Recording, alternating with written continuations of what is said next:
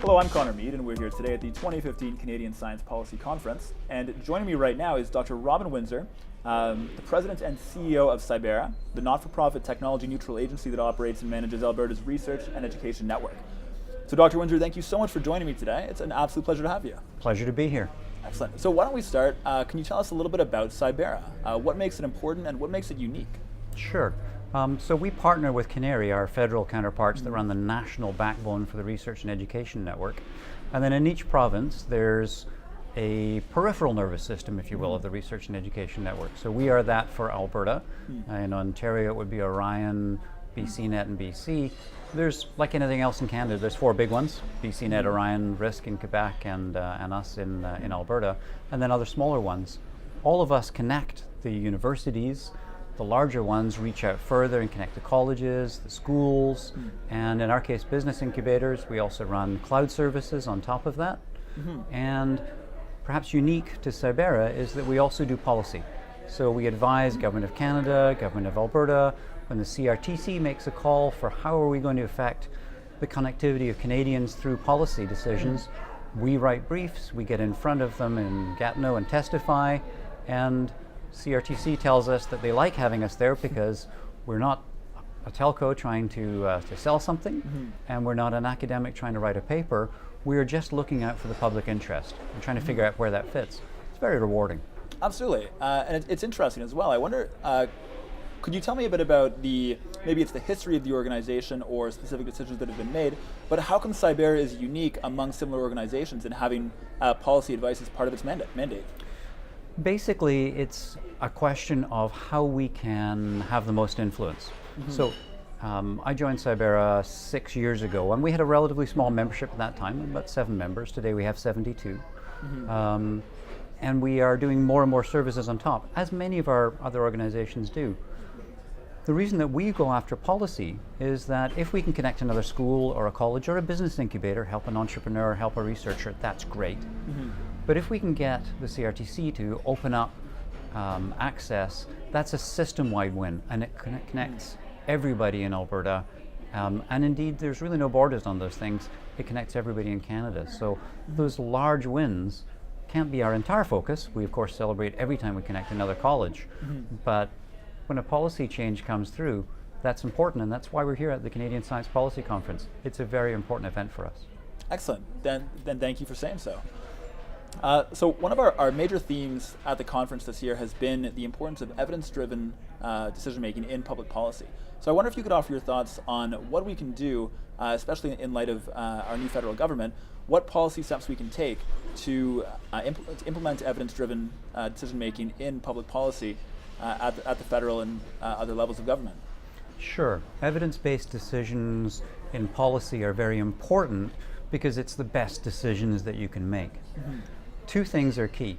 One is that we have the ability to gather data, analyze it, move it through, and tell the story in a way that can be understood by the decision makers. Because the decision makers are often not the scientists themselves. In fact, rarely are they the scientists. Too often we think we've done our job as scientists if we publish in a peer-reviewed journal and think, there you go, now everybody knows. Not the case. So we at Cybera make sure that when we tell our story, we do short whiteboarding animation clips, we tell our story through YouTube videos, all those things that make our message and the results that our research community are doing more accessible to people who are not part of the scientific community, because we have to have that translation. The second thing is, and this will take a little bit longer than one change of government, but we have to drive computational literacy, the understanding of what digital tools can do, into the Canadian population in general. Some terrific sessions at the conference yesterday talking about what the Brits are doing with teaching kindergarten kids how to understand algorithms with them, jumping around their playground and giving instructions. They don't even realize they're learning digital skills, and yet they are. And as that percolates through, we're going to see better and better understanding of the power of digital technology and the way that that can be used.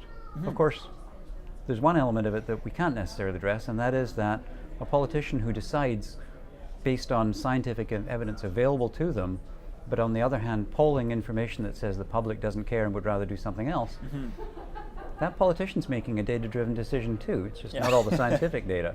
And so helping the populace become more computationally literate helps at all levels, because of course our leaders are drawn from the population. Absolutely, yeah. That's a very important distinction to make, that in advocating for evidence-based decision making, we need to both advocate to policy leaders and also to the people who the policy leaders answer to, inevitably. Yep. There's a lot of work to do. Yeah. So as a follow-up question, and talking about digital literacy, which has been a huge theme of our conference this year, we're talking a lot about how to get young people interested in STEM topics. I wonder if you could tell us how you got interested in science and technology in your youth. Sure, that's an easy one for me. 1969, as a wee lad in Scotland, coming out of my school program and up to the university, we pinged a satellite, which was amazing. This was just before the moon landings, and it answered with some orbital data. Printers going chug, chug, chug, and some useless little bit of data. But just seeing the ability to send a signal to a satellite, get it back, and the computer's humming and whirring, I was hooked. And I've been a science junkie ever since. Excellent. So that's an easy one for me. So would you think that perhaps the key to engendering that youth interest in STEM topics is creating those kinds of experiences in today's youth? You've got to get some excitement. If you make the subject boring, everybody will be bored. Who wants to do it? Math is traditionally taught very badly, and generates a fear that shouldn't be there. There should be an excitement. At Cybera's offices, we've installed 3D printers in our both Calgary and Edmonton offices. Do we need to 3D print anything? No, we don't. Are the staff having tons of fun with it? Absolutely, and it's really engaging them. They're already a pretty engaged bunch. Yeah. We put telepresence robots in our offices so that we can communicate. These are modern tools that make learning continuously, because we don't stop when we come out of school. Fun. And they can really enable our maker spaces, enable the reach of the technology. Those are ways that we can produce some excitement, and if you can carry that excitement to the generation that needs those STEM skills, you'll get them. If you don't, you won't. Absolutely. There's lots of options. So I wonder if you could tell me a little bit about specifically Cybera, but big data in general. What are some of the major opportunities that you're working on that can deliver real results in terms of transforming our economy and our society with innovative new technology? Sure. Big data is always an interesting question, because what on earth does big data mean? One definition is data that's too big for whatever you've got just now to understand it. When we look at things like the square kilometer array that are going to produce petabytes of data per second, those are volumes that are fundamentally intractable to the human intelligence. So you start saying, are we going to develop artificial intelligence agents that will go inside the big data sets, find the interesting leads? How does the spin rate of this pulsar correlate to the chemical composition of this nearby nebula? Things that you would never even think to look for. We need to start partnering with the machines, partnering with the artificial intelligences that are starting to develop to really attack some of these really massive data sets. And the leads from those will eventually translate into commercial opportunities. There's many of them. A friend of mine in the radio astronomy community who has trouble convincing government why they should fund something like the Square Kilometre Array had a politician say to him, "Who cares about what happened the first week after the Big Bang? Why should I care about radio astronomy? Nothing ever good came from it." And my friend said, "Well, no problem. What we'll do is just look at your cell phone," and popped out his phone. This technology and the antennas for it came from radio astronomy. Do we think this is useful? Who cares about particle accelerators? Well, maybe we all like to use the World Wide Web. That came from CERN. There's lots and lots of spin-offs, so never cut off basic research assuming that you just have to have technical pieces, because the technology flows through from the basic research. They go hand in hand. Absolutely, yeah. And I think that everyone who knows about the field would absolutely agree that there have been many commercial spin-offs and many tangible outcomes from what often appears to be just theoretical research. But referring to or speaking about the culture at Cybera, and maybe the culture among theoretical scientists in general, do you think that they're more motivated by the potential to change the world, or are they motivated more by the raw curiosity of understanding how the universe works? There's certainly a little bit of both. but I would draw on an example for motivation just from my work. 20 years ago, I invented the first digital X-ray systems.